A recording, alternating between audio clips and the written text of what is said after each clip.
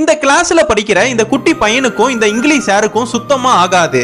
எல்லாருமே ஹோம்வொர்க்னா எடுத்து வைங்கன்னு சொன்னா இவன் சரியா பண்ணாதனால நோட்டையும் தூக்கி போட்டு இவனை வெளியில அனுப்பிடுறாரு.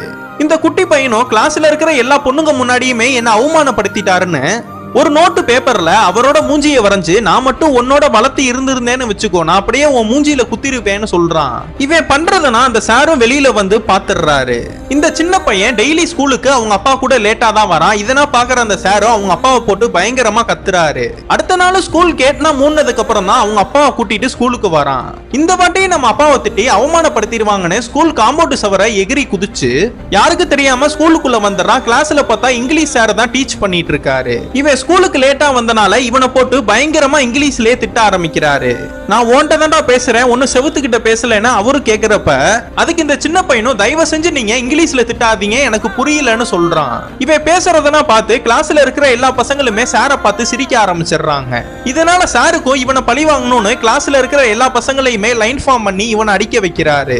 இது எல்லாத்தையுமே சிசிடிவி கேமரால பிரின்சிபல் பார்த்து இந்த சாரையும் கூப்பிடுறாங்க.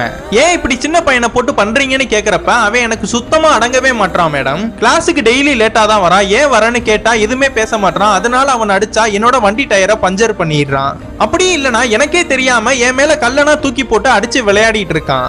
இது மாதிரி லோக்கல் பசங்களுக்குனா நீங்க அட்மிஷன் தராதீங்கன்னு பிரின்சிபல் கிட்ட இந்த சாரும் சொல்றாரு.